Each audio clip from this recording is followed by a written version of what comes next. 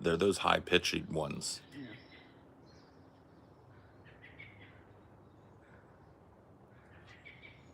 I don't know what that is. I think that's a squirrel or something.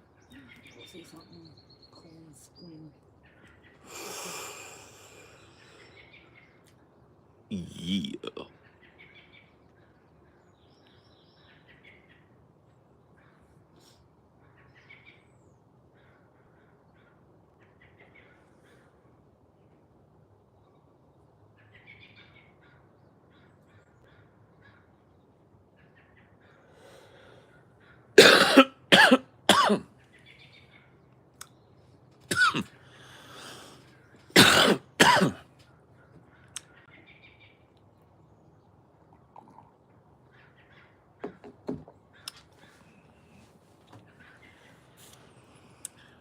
You have any squirrel problems today, D?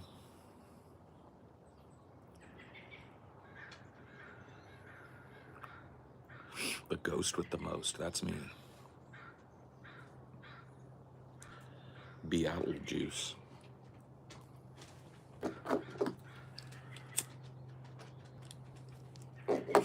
Server's going pretty good. It's I think the biggest struggle at the server right now is the voice chats get pretty giant, and sometimes people get a little bit talk overy on each other. You know, a little etiquette.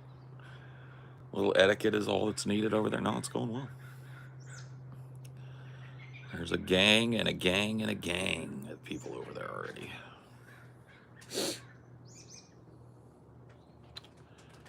So that's good. That's good. What's the plan? There really ain't a plan today, bud.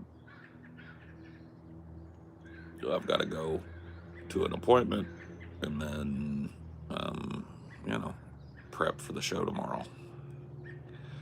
Also, I'd like to get my fucking DVDs signed today. So maybe I'll do that when I get back from my appointment. I know, it's just dread because it takes so long. It'll take a little less long now because I'm not doing like the puff paint pens. Yeah. That'll help a little bit. Unless we dig them up from somewhere. Yeah, I honestly cannot think of where we would have tucked those.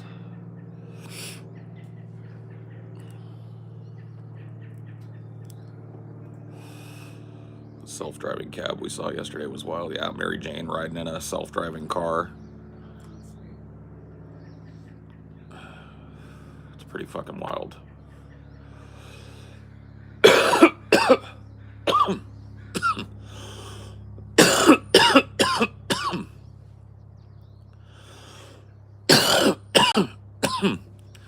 I mean, you may only have to imagine for a little while. It's I don't think it's going to be that long in your life if you're, you know, like young or middle-aged right now, until it's almost the opposite. Like, it's a weird thing to see another human being driving their car. There will be like special licensure for direct operators, and you know, like probably some allotments carved out for delivery folks and stuff. But I think that like the writing is on the wall. Watching that yesterday and watching how it just confidently pulled out into traffic and got on the freeway and got off, and it drove around her parking lot to find her and pick her up, and it was just, and there was nothing. There was just nothing that I could critique about it. And watching that happen, it's just a matter of time.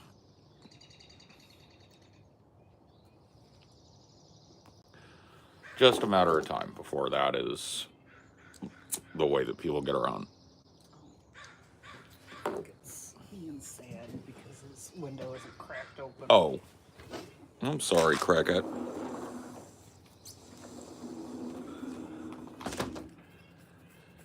Had someone honk at me for coming to a complete stop at the stop sign the other day. I know, it's just gotten to the point.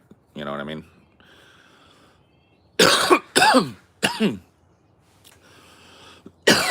I think car accidents beat cancer, heart disease, guns, You know what I mean? It just kills more people a year than pretty much any other fucking thing. So it's like really time to rethink how we're doing things.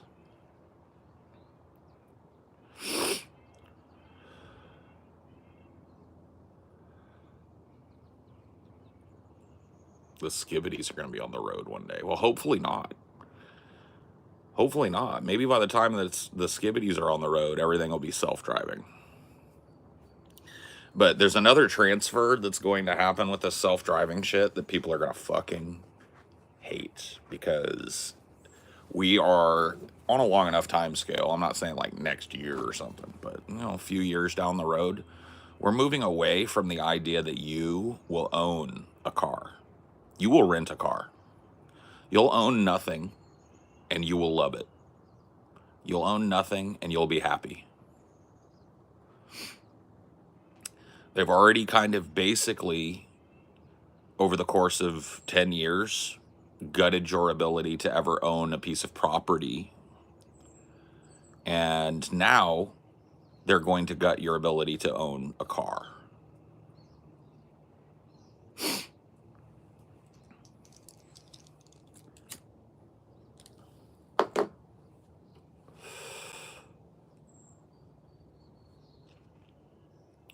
So it'll be app based. It'll be you get on your phone. Oh, it's time for me to go to my thing. I got an appointment later today. Let's just assume that's that. I'd get on my phone. I would put into the app like what time my appointment is and where it is, and the app would send me a car and alert me when my car was there. I would go down, get into the driverless car, buckle my seatbelt, and it takes me where I want to go. During all of this, I could probably set up like a return trip as well. So if I'm going out to my appointment and coming back, you just tell them like, hey, I want to go to my appointment and then I want to book a car to come back. Car will show up, pick you up from your appointment, take you home, right?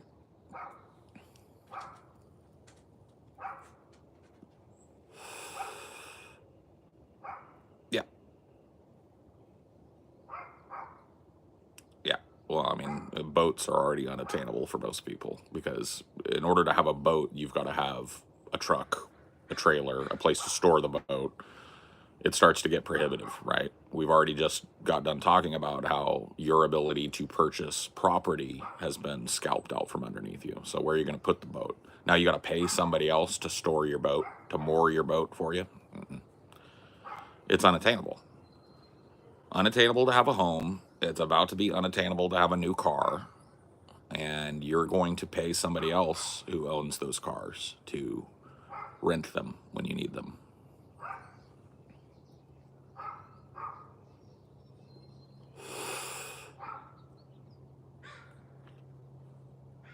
Man, you gotta fucking type full words if you want to be in here, bro.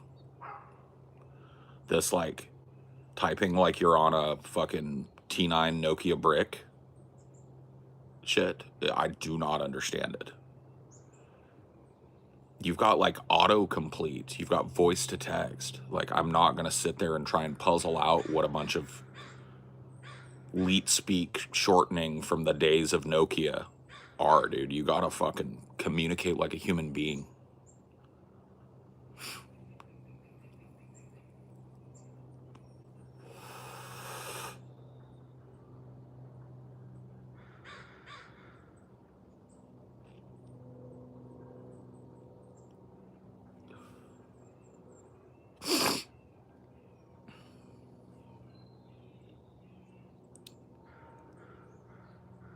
Yep.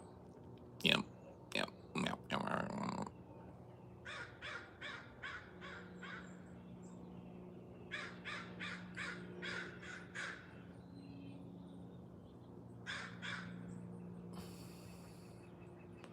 Crows.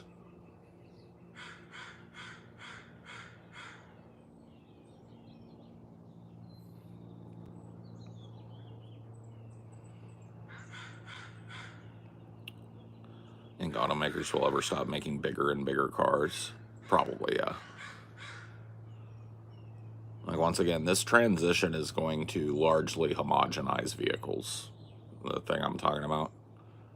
You're going to see vehicles that are, attractive to look at, but functional over being like giant lifted strip mall trucks like you see around.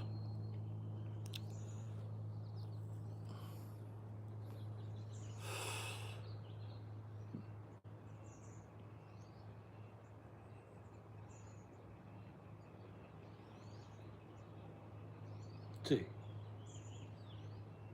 what are you doing? You want to go inside? You want to go find a comfier spot than laying on the deck? There you go. Straight to the couch he goes. Straight to the couch he goes. To get comfy upon the couch.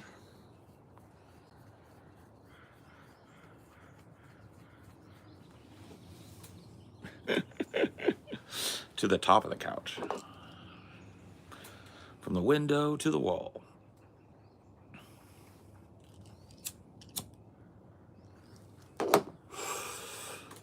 Yeah, man.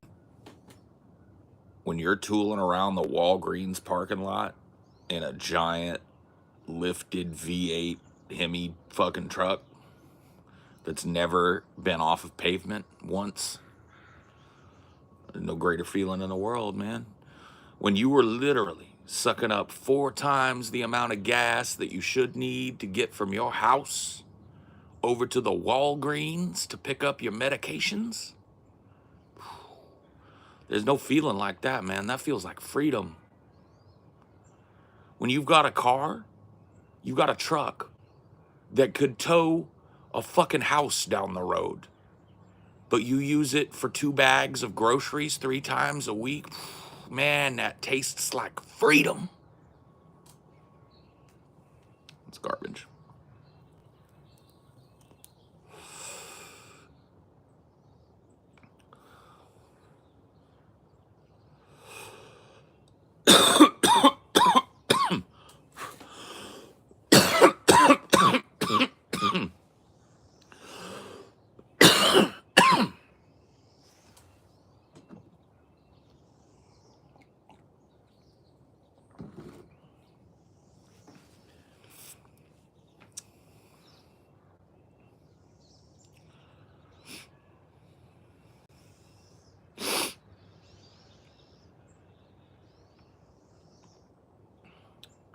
Morning.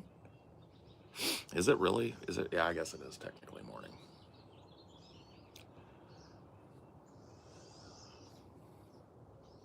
I feel like I want it to be night.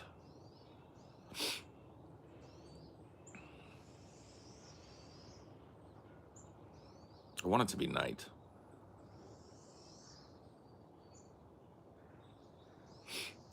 Where is that place where it's like night for like whole month? It's like Alaska or like Nunavut, right? Like north. I'd have to go super north. So I would probably, I think, be down for a place where it's, you get a good 30, 40, 50, 60 days a year of just like no sun. I think I could hang with that. Noon for you. Oh, okay. So wait a minute. I'm geolocating you right now. You must live in Central. No? Because I'm pretty sure that's the same time zone that the guys are in. And there's 2 hours between me and the guys. So you're in Central. Okay.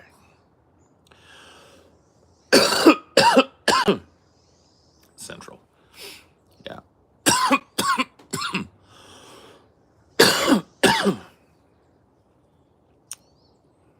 Hello, Spino de Dino. How are you doing today, sir? We're gonna bring back the low riding station wagon. Oh yeah. The station wagon in general, I saw one the other day. Like an old station wagon with wood on the sides. You know, like they had the fake wood paneling down the sides. And I was like, how does that look like a flex these days? Because it did. It was clean. And I was like, dude, this dude is flexing on everybody on the road right now with this like 1989 Chrysler station wagon or whatever the fuck it was. I was like, what the fuck? Station wagons are starting to look good. Station wagons are starting to look good again.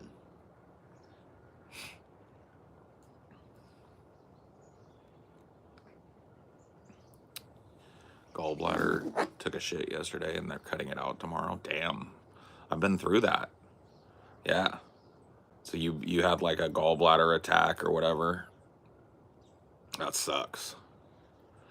Yeah, I had my gallbladder out when I was in my, I think I was like 28 or 27, something like that. Jesus Christ, superstar. Is there a medical emergency you haven't had? Yeah, I've never had a heart attack. As far as I know, I don't have cancer. I've never had a collapsed lung. I've never had a brain bleed. As far as I know, I never broke my nose. There's a bunch.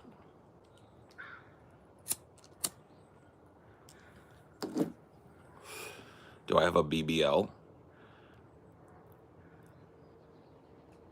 No comment. You seem like a jiggle when you walk type of guy. I mean, I would love to have. I'm not even going to lie to you, dude. I'm going to keep it a buck with you. If a genie popped out and he's like, I can give you a big fat ass or nah, your choice, right? Like a big shelf of an ass, right? Where you could like rest a drink on that motherfucker when you're standing up. I would say, yeah. I'd be like, you know what? Why not? You know what I'm talking about?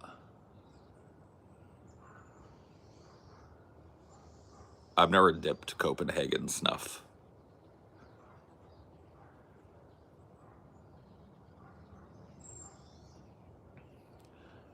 Yeah, give me a big fat ass. I don't even know if I'd want it for that, right? I think it would be comfortable as fuck to sit on one of them. It's like you have a cushion everywhere you go. You feel me? So you sit down on one of them big, fat asses. Dude, you could be sitting on one of them uncomfortable ass park benches. It's made with like just boards. You know what I'm talking? You know the ones I'm talking about? It's just like, oh man, this hurts my fucking Irish ass. It'd be like you sitting on a cloud, bro. People don't think about every aspect of this shit, bro. They don't think about every aspect. It would be like I was sitting on a cloud back there. Don't sleep on my back. I'm a side sleeper, so we're good there too. You're an Irish guy and you've got cake? That's wild, man. Because I'm just telling you, dude, my whole fucking family and every Irish person that I've ever interacted, like, you know, genetically Irish. Not talking about people necessarily from Ireland, although I met a couple of them too. Back and crack is what we call it, bro. There's not even like, you just go, like if you were to run your hand down my back, here's my shoulder blades, right? And you're just gonna run your hand down. Here's how it would go.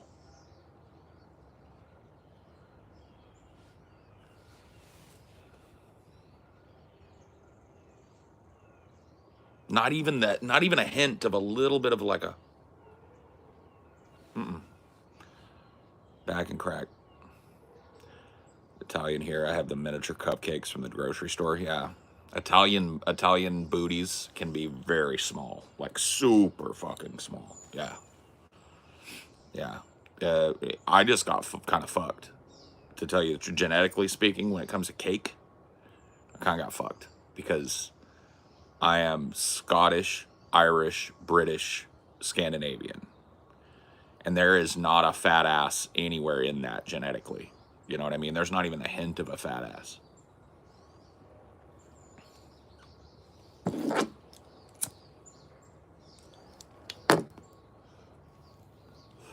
the Rogers booty. Yeah. My dad just called it back and crack. You want to take a look at it? Hank Hill. Look up Hank Hill's ass.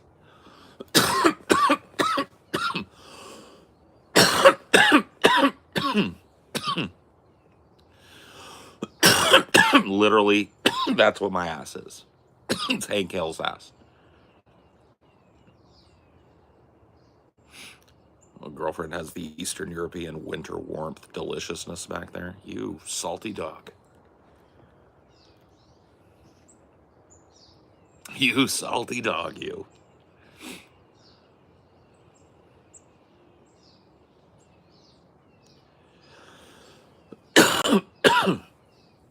Cut your hair.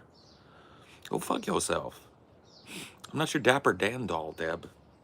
Okay? I'm not a Ken doll. You don't get to play dress up with me. Play dress up with your own self. I ain't cutting my fucking hair. Like Samson. All my power's stored in that shit.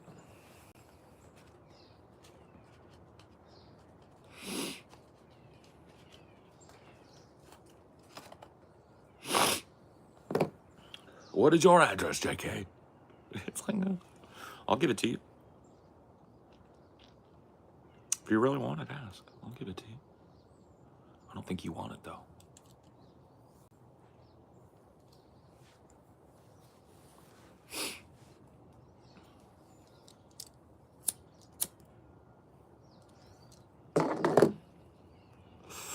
What up, Quack Quack?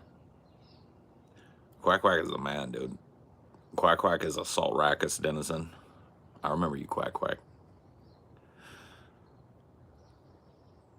Bees is a great day today, and I'm a grower, not a deal breaker. Huh? Bro, are you just a bot or something?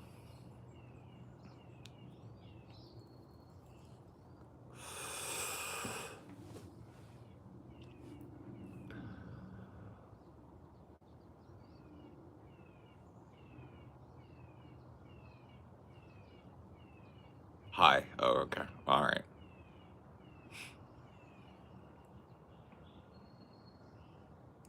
That kind of explains a little bit.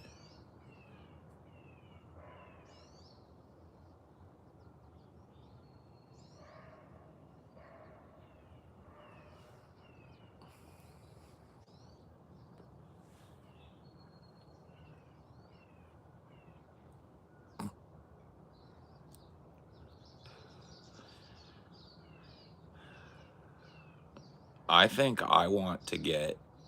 I'm starting to feel it again, man, because I know. Look, I do it to myself because I could just go get clean cut right now, and then nobody would be like, "Dude, love the hair. Dude, love the beard." I just like. I look how I want to look, and I don't necessarily need it to be a topic of fucking conversation. It's just it gets to the point where it's like fucking so rote. You know? Like maybe I should just go to a barber and tell them, make me look like a banker. You know, and that'd be that. Or, excuse me, I just get one of those fucking anime avatars and I pretend to be a little anime fucking character. You know?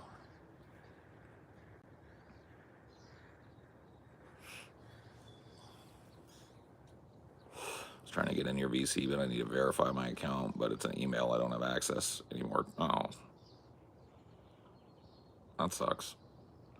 We might be able to let you in without the verification, Ghoul.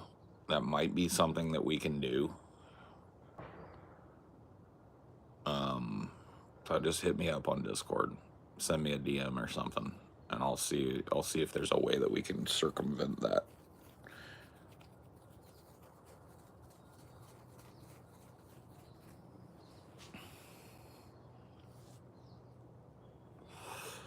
Yeah, I will have to warn the barber though that there's a dent up here.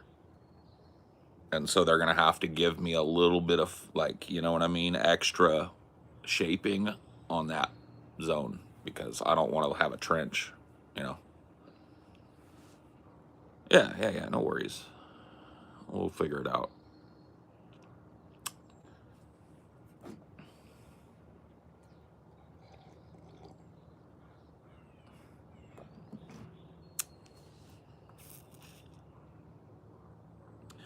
Yeah, a dent toupee. I could probably use a dent toupee up there. Like a little plastic insert with some hairs coming out of it.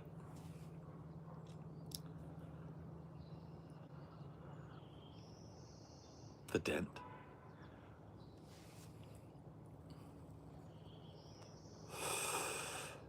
Yeah, I'm just not even like, I don't know, man.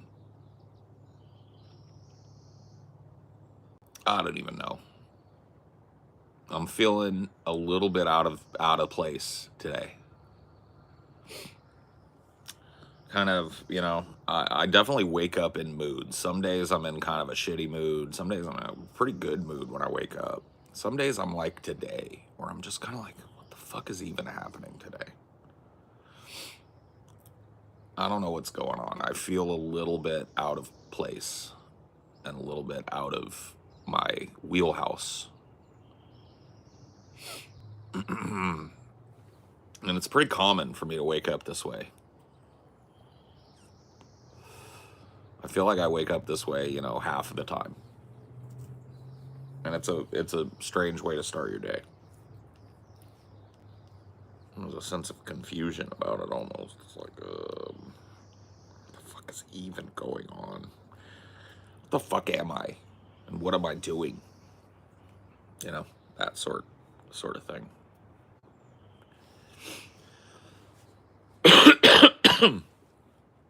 Harvey, here's my friend, Harvey.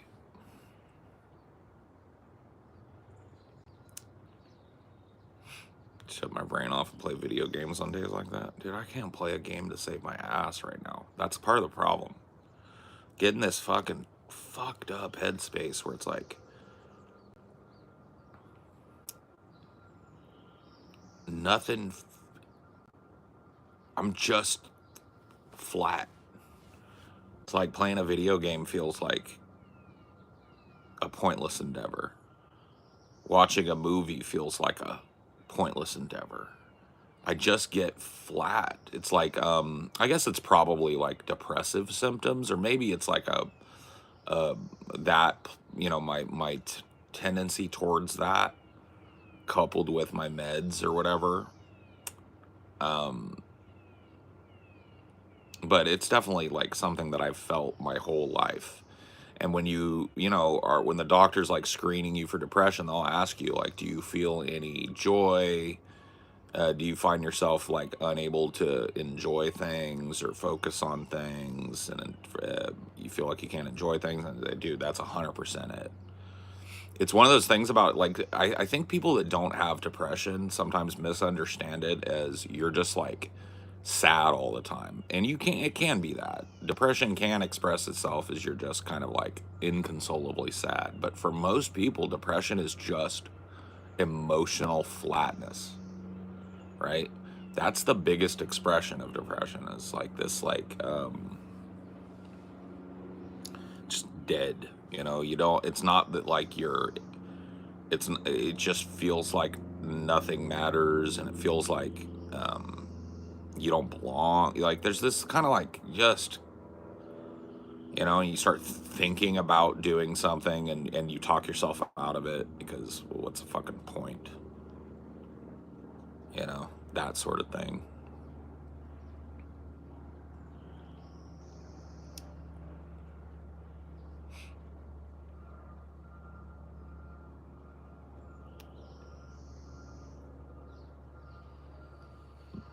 You ever get feelings of guilt when you're not feeling anything when you should? Feelings of guilt.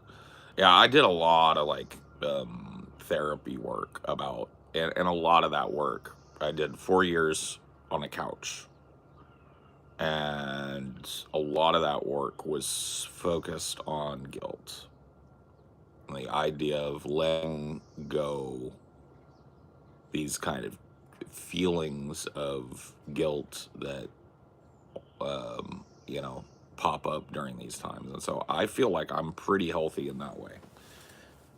Like I don't, for better or for worse, I don't walk through my life with regret and guilt hanging over every goddamn thing.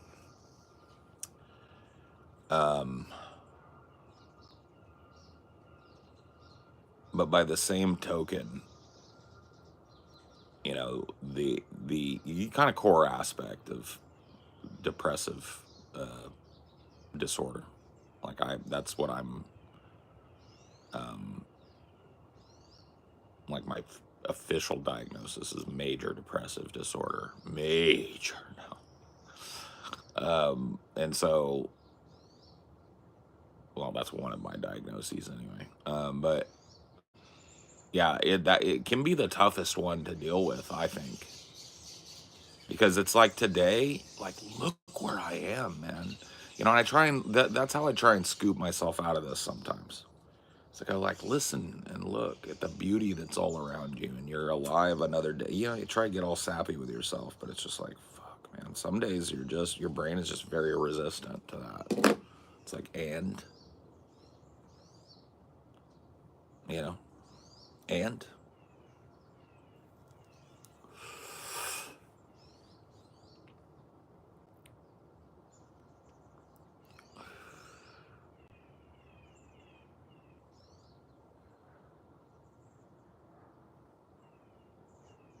it's one of those things.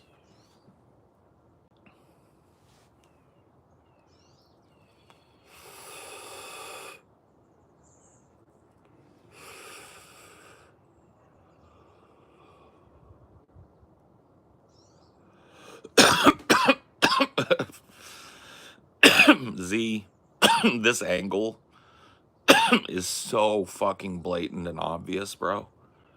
Can you just not? How about this? Why don't you try being a normal human being and see how that works out? I bet it works out way better than the ensuing ban that's coming if you keep trying this fucking whack ass angle. I'm gonna give you a chance, bro. I'm gonna give you a chance. But this, like, tee hee hee, I haven't seen Paul in a long time. Insert destiny interaction, tee hee. Like, it's so common. It's how you, like, it's one of the things that bothers me about you Destinites. It's like you are always trying to pretend that you're not what you are.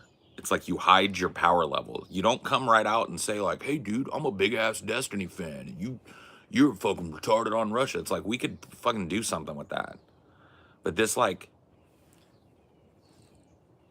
pussy things, this pussy way of going at it, you know what I mean? This like coy, like I haven't seen Paul in forever. Last time I saw Paul, he thought Ukrainians should just throw down their fucking weapons and surrender their buttholes to Russia. Hope he's in a better place. It's like, dude, who even fucking comes at a person like that? It's so odd. It's such an odd, creepy, obviously artificial way to come at another human being.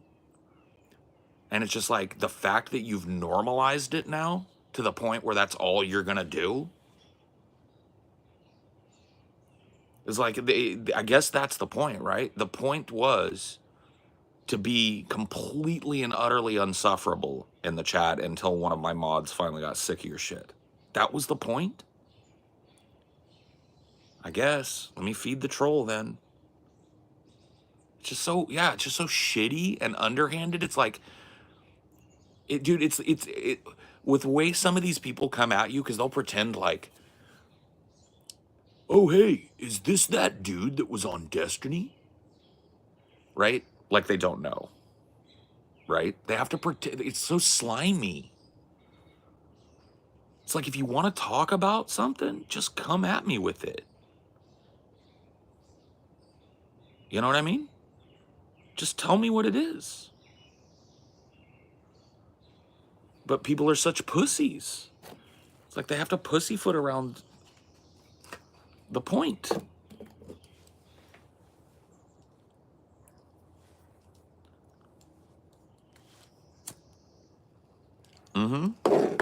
Yeah, when people get banned, they oftentimes just sit there and watch. It's like you don't see a commensurate drop in viewership per bans. So a lot of these people, like, they're not even done when they get banned.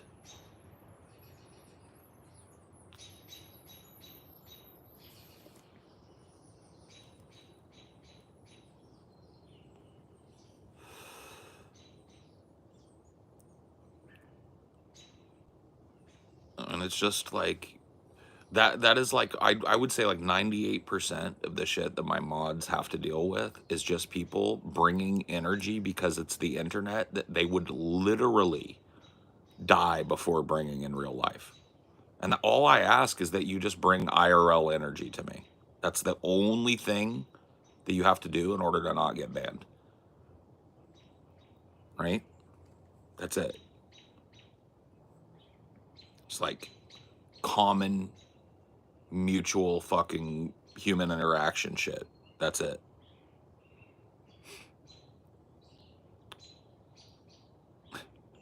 Hello, sir. Why are you this big? I was born with a big old fat dick. Sorry about that. Is it uncomfortable? Would you like me to slow down? Is that what you're asking? Because I'm sensitive to that. So you brush her hair. You gotta go. That's retarded. Would you walk up to a person you've never spoken to and say, "So you brush her hair"? You're not listening. You're not listening about bringing IRL energy to every interaction here. This is not like fantasy world. Okay? If you're interested in being a human being, please do.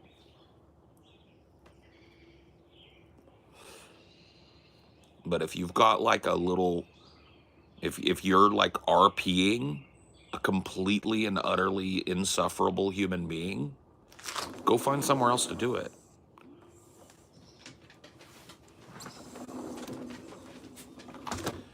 Okay, Paul, to be fair to that guy, people are dumb IRL. Well, here's where shit gets weird.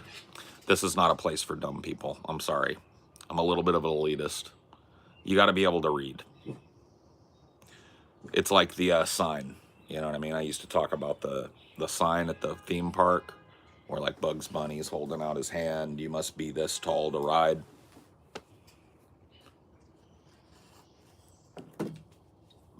And if you're too stupid to interact, likely you're one of the people that you see getting smacked down. That's the rule that's enforced here. That's really what it comes down to. It's like if you're just literally stuck in T9 texting mode, memeing, fucking typing run-on sentences with no punctuation and tons of misspellings and shit, like I presume you're 13 years old. And so you're just gone. What? Oh, is he grousing a squirrel? Oh, the squirrel's just trolling him up on the fence. He's like, you can't jump this high. Where that squirrel will stop and wave its tail at him. Dinosaur's mad. Yeah, Dinosaur's angry.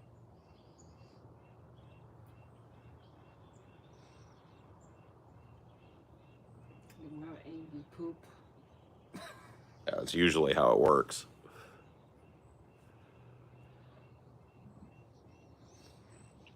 That's usually how it works. A real angry poop happens to let that squirrel know whose territory it is.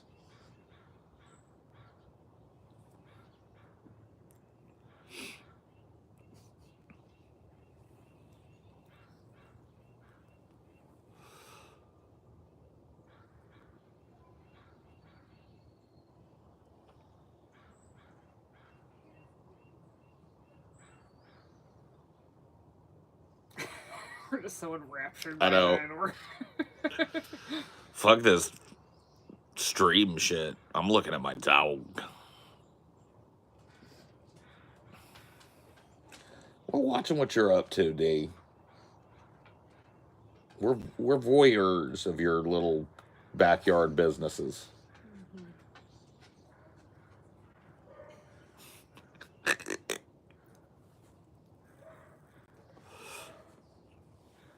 Trying to tell myself most of these people are trolling, but I think, well, there's an element of trolling to all of it, but what the trolling is masking in a lot of cases is just kind of like rank stupidity. It's like it's one thing to troll, and it's another thing to troll in a way that reveals that you can't spell, you can't read. You know what I mean? It's just like kind of self-defeating trolling.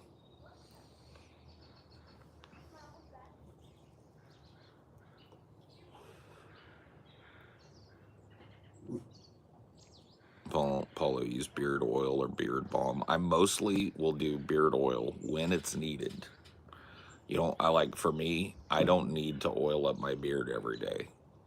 But when it's needed, I tend towards beard oil. I've used balms in the past, and they work kind of on the same principle, but they are thicker and like impart more like stiffness to your beard. It's more like I think of beard balms as like if you want to style your beard, right? So if you're one of those dudes that wants a very, particular mustache shape, and you want your beard, you see, like if you're one of these guys, right, then you want a balm, right, because that's gonna like tamp down some of your beard's natural propensity to go poof and be wiry. It's gonna make it. So I feel like balm is what you're probably going to be into using if you're that kind of guy. If you're doing that neat, trimmed, styled kind of beard thing, which looks pretty cool, by the way. It really does look neat. I'm not interested in having it. But I use oil because oil doesn't really change the consistency of the hair, and it doesn't impart any stiffness at all. It's not like a styling product. It's more of a just to keep your beard from getting dry. Because and the oils that I use, by the way, there's one company that I get my oil from, Honest Amish, and I'm not, no affiliation. I honestly shout them out because their products are 100% natural, right? They use naturally derived oils and beeswax and stuff like that. Like they're committed to not putting, like all of their oils are unscented, only natural scents in the oil and blah blah blah. All right, so because I have kind of sensitive skin, and so I can't be putting a bunch of shit. It would not help me to put a bunch of chemicals in my beard. So I just do. I do oil when the beard feels like it needs it. It's like right now, I don't think I've oiled my beard in like a week, and it still feels just fine. So as it gets longer, I will need to oil it more, because if you think of hair like dead skin cells, basically, because that's what it is. Like the hair down here is shit that like popped out of my head and died like, 6 months ago or more, probably 6 years ago, maybe. It's like old hair. And the same thing with the beard, right? As you let your beard reach whatever its terminal length is, the hair it needs more love. And right now my beard is, fresh in my world from a pretty major trim, and so all of the hair that's here, or most of the hair that's here, is pretty new. Put conditioner in there? No. Not like directly, no. Obviously, when I'm conditioning my hair and rinsing it, conditioner's gonna like, get into the beard by proxy, and that's not a big deal. But I don't like add a bunch of conditioner to the beard. It's different hair, right? Like if it really is, like if you grab your beard hair and then touch your head hair, the consistency is very rarely the same.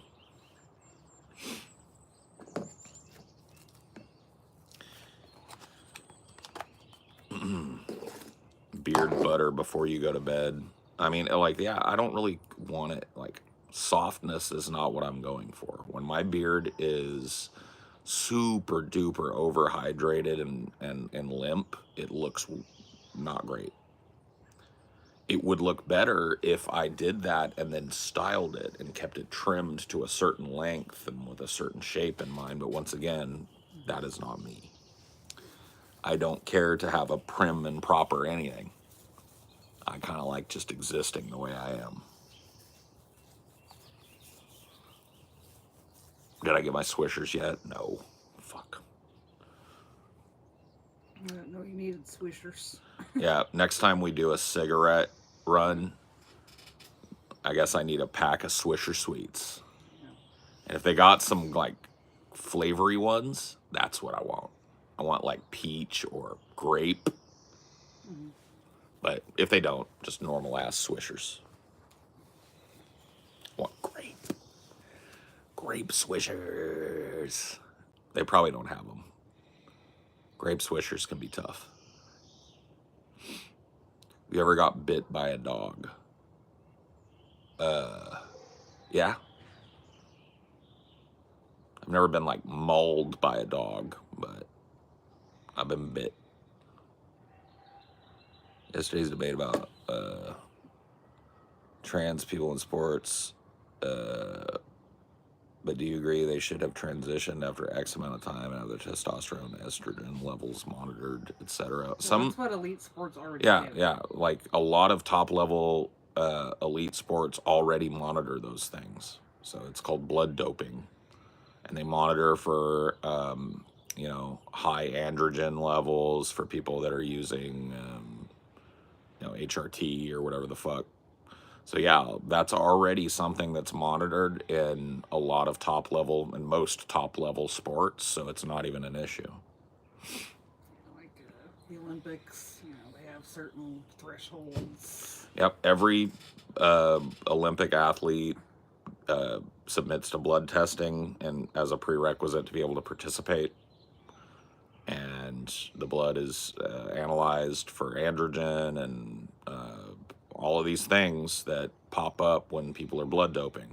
Oxygenation levels is one of the things. Like, I mean, I don't know about blood doping and androgens. I think that might be. oh, maybe I'm thinking of the wrong term, but blood doping is just putting your own blood back in extra blood. Oh, well, we're just talking about. I'm just talking about like what would amount to hormonal, like steroids, steroidal use. Yeah. So it might not be the same thing. I mean, like, I don't know if they're necessarily testing for steroids, even specifically with trans people. They're testing the hormones specifically. Well, yeah, they're testing their hormone levels to make sure that they're not elevated in a way that would belie that the person is abusing steroids, or that they're far along in their transition. Right. Like they're not testing saying like, oh, your androgens are too high, you must be on steroids. Or they're like with trans athletes specifically, they're making sure that it went down enough to confer less of it. Yeah, so I don't know how that works, but I presume that that's just part of the testing. You don't know why people care about this trans thing. I'll explain it to you. There's always so one of the ways that capital keeps control in a capitalist system is that it creates boogeymen amongst the populace. So black people, immigrants, gay people, lesbians, trans folk. These are all just a list of minorities who have been scapegoated by the powers that be to distract people and to think people that the enemy lies amongst them when the enemy lies above them, picking their pockets. So that's why when you run into one of these people who acts like trans women in women's sports is like some sort of fucking life-shattering issue, you are running into a person who has been thoroughly propagandized to believe that 0.1% of humanity is somehow destroying the world.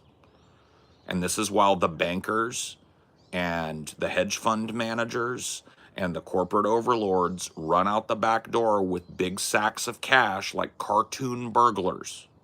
Okay? So that's why.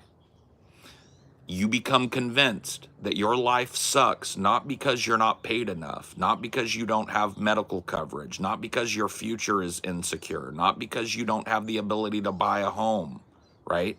Your life sucks because somebody came over from Mexico. Your life sucks because of illegal immigrants. Your life sucks because of gays. Your life sucks because of woke people. Your life sucks because of trans athletes. If you look at any of those, it makes no sense. But that's the power of propaganda. You raise people, you raise generations of people who are simultaneously incapable of gathering context on their own because they can't fucking read. And then you fill their head with a bunch of fantasy bullshit that they're apt to believe because it's coming out of an authority figure. And you've got a world that's subtly willing to tear itself apart over 0.1% of 0.1%. So think about that. Trans people are like 0.1% of humanity. And amongst trans people, the trans people that compete in high level sports are like 0.1% of that. And that's what's ruining your life. That's the major cultural or climate issue that we really need to be tackling right now. It's misdirection. It's the manufacturing of consent. It makes you ignore your pockets getting picked and find somebody who's in a small protected minority and blame them for everything. And it's a trick that's older than time. It's a political trick that's older than time. There's always a phantom menace amongst us.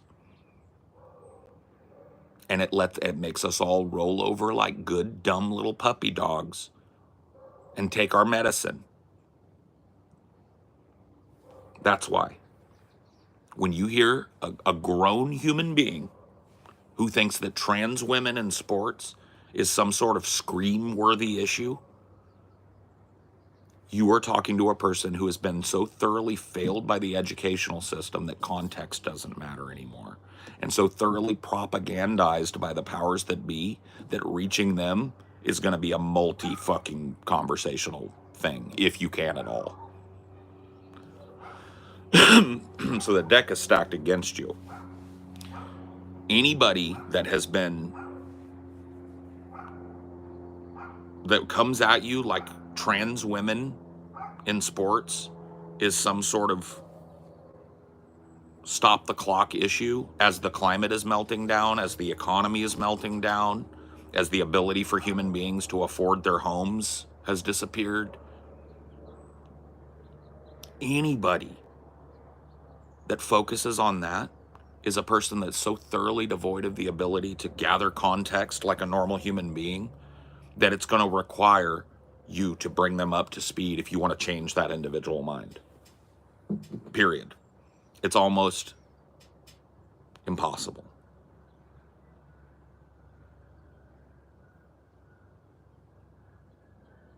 But that's why. If you ever find yourself wondering why this, why that, why so many people obsessed with trans sports, that's 100% of it. That's the reason. These are people that cannot gather context from the real world enough to see who the enemy is. And so they wait for daddy authority to point at the enemy. And whoever daddy authority points at is the enemy. In the 80s, it was gay people. Gay men, specifically. Interestingly enough. Lesbians got their flack too, but really the focus of all the fear, gay men. Gay men. Kissing other gay men in public. What's that going to do to your children? Right? The list goes on and on and on. It's just facts. Immigrants are a popular one. They've been the boogeyman multiple times over my life when it comes to the political class. Right? Migrants. People of different faiths. Right? So we're talking Muslims. Got a good, healthy 10-year dose of being the boogeyman. And you see what that did to the world. But those people, as soon as that's over, right, are just looking to daddy to tell them who to hate next.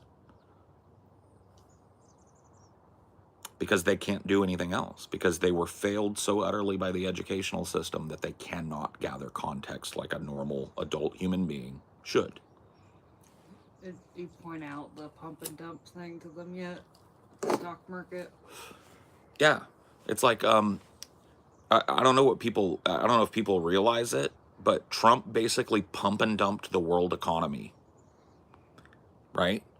He put in place all these tariffs that literally basemented a ton of major companies. Then gave a shout out on Truth Social a couple of hours before he rescinded all of them, saying it's a great time to buy. And then 2 hours later rescinds 99% of the tariffs. And him, a bunch of his buddies, a bunch of rich fucks bought that dip. It's a rug pull. It jumped up fast, like It faster exploded. you expect from Yep. people. You know, like I think the average person was probably like, I mean, he unpaused the tariffs, but for how long?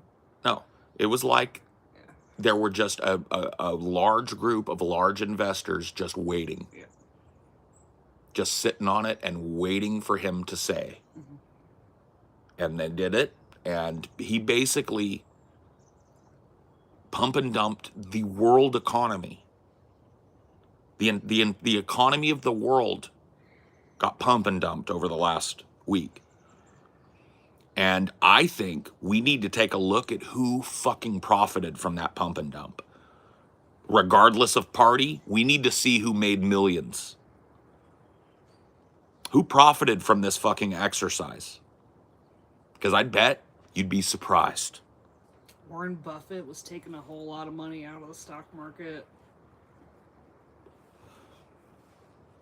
I wonder if he started putting them all back. Oh, all of these oligarchs, all of these big political figures. You need to take a look at what kind of stock trades Nancy Pelosi did in the days leading up to this. This was something that goes beyond Trump. The way that the Democrats so meekly pretended to fucking oppose it while they just let it all happen, took no action, no real, they had nothing about it, lets me think that they're just pointing at Trump as the villain, and in the background they're on the phone with their fucking broker. All right, bye. Trump's about to roll it back. Bye. It's a dump and pump. It's a new thing. You're right. It's a dump and pump. Yeah, because pump and dump is it's like the opposite. Yeah. Or whatever. Yeah. But if he does this again, then it's a proper pump and dump. Yeah. Because now he's pumped it. Mm-hmm. He just did a dump and pump.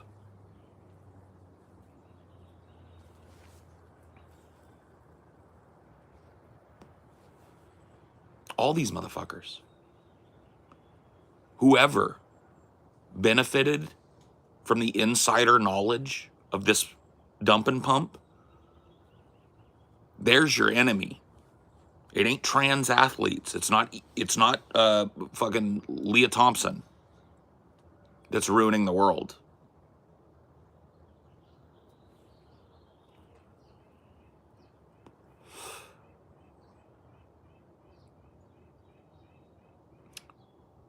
True or false, although there's still hate and lack of understanding, LGBTQ plus rights have come a long way. Yeah, I know, absolutely.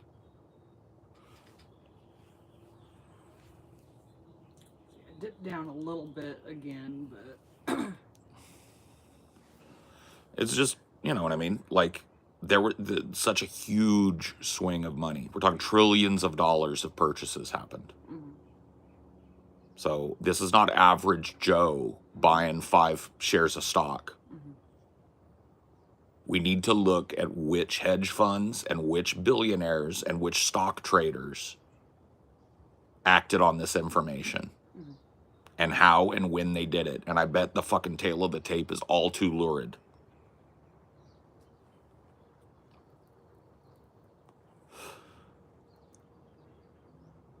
Yep, Trump was telling people to buy the whole time the economy was crashing. And then he just, with a sentence, reverses the fortunes of the entire world economy, and everybody that knew about that and that had the fucking capital to really capitalize on it, they made billions, billions and billions of dollars. And you want me to like sit back and just go like, oh, that's just the economy. Yeah. Like, watch what happens with the China tariffs, because that's the one he left in place. Yep. Like, if there's a big deal on the China tariffs, see how much it bounces back right after that. Yep. So that's what's still, like, keeping it from, I think, going all the way back to where it was, is the China tariffs. Yep. A dumping pump. It's a new thing. It's the new hotness on Wall Street, the dumping pump.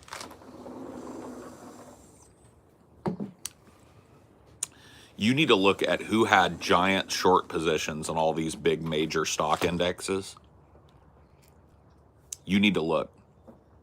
Because I smell a fucking rat.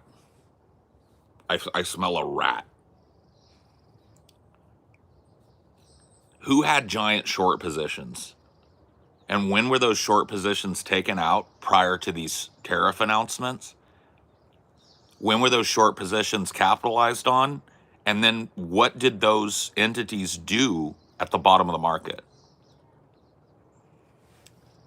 I feel like if you followed the tail of the tape of that, you'd have a good list of the fucking 1,000 or so people that are destroying the planet right now. And there's your boogeyman.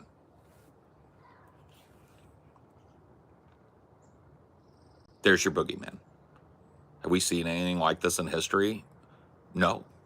This is unprecedented. This is a new way of manipulating the market that has henceforth not been used that I know of. So you're saying people shorted stocks before the tariffs, then bought the stocks when they tanked? Yes. It's called a double dip. Who had knowledge that these tariffs were going to be announced prior to, and what giant short position purchases were made in the days and hours preceding those announcements? And then what did those short position holders do at the bottom of the market? You answer those questions, like I said, you're going to find the 1,000, 2,000 people that are the boogeyman. Those are the people that are jerking the chain of the economy at the expense of retirees and investors, small investors. Those are your boogeyman. It's not trans athletes. It's not migrant workers. It's not illegals. It's not China. It's not Putin. The people that you should be classifying as villains are those 2,000 names. The people engaging in the fraud that keeps the house of cards that is the global economy from toppling over, and capitalize on it at the expense of small investors. Those are the people that are destroying the world. Those are your masters. Those are the people that are dumping shit in the oceans, poisoning the rivers, making the air unbreathable, and sitting on their hands while the world burns, and capitalizing on your misery and your inability to pay your bills. Where you think that fucking wealth and purchasing power went? You think it just evaporated? No, it got appropriated up. Uh-oh. And it's like, try and convince most of humanity that they've been duped. What do you like? Do you like it when a person comes up to you and goes like, "You're a dupe"? Hell fucking no, you don't. So what do you do? What do you do when a person's brain has been so appropriated that they're willing to believe that trans athletes are destroying the world, while bankers and investment hedge fund managers and corporate CEOs destroy the climate, destroy social norms, extract so much wealth from the economy that the average person can barely afford a home? People got to work 2, 3 jobs. There's no such thing as a stay-at-home parent anymore. It just disappeared.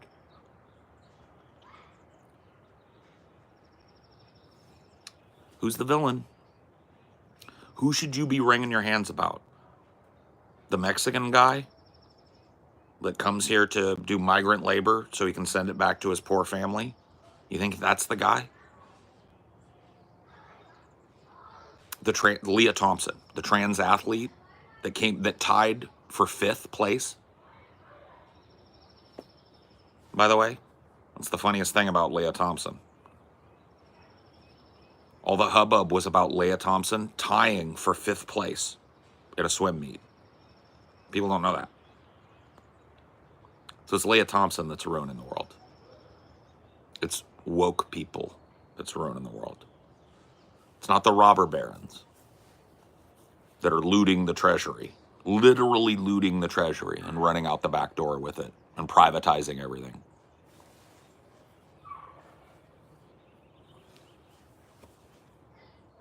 What do you think?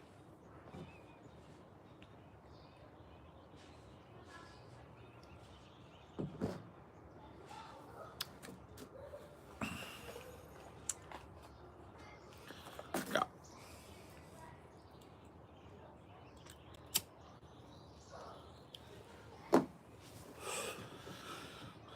But there's got to be some class consciousness is dead. It's at an all-time ebb. All time. And it's going to have to be reawakened. People are going to stop having to look at their neighbors as the enemy and start looking at their neighbors as brothers and sisters, united against the enemy. The people that are yanking the chain of the global economy and laughing their way to the fucking bank with trillions of dollars extracted out of your pockets.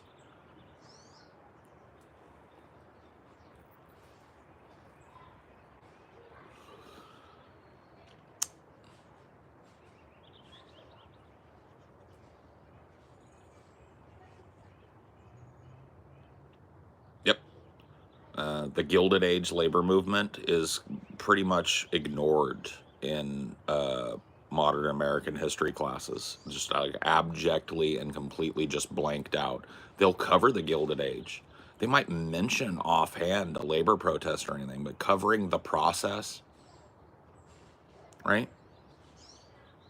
You got to do that yourself. And if you're incapable of reading a book, you're incapable of following along contextually with a modern movie, right? Your chances of informing yourself properly about that are 0.0.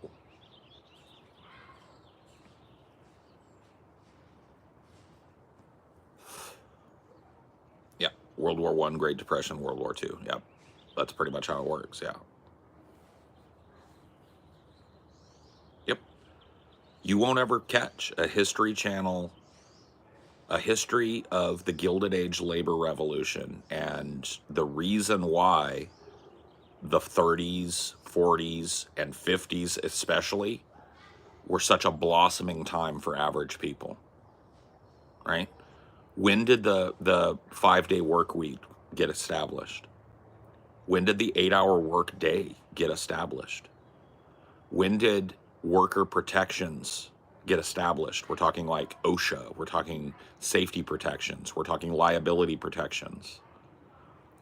All of these things that exist tenuously now were established during this time, and we don't cover it.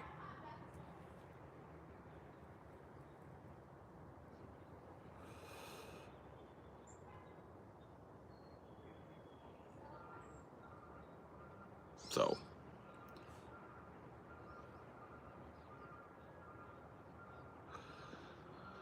anyway, Hundy, right? Anyway, that's how I feel about it anyway. Well, it's been a gas, y'all, but I gotta go. I will see you some other time.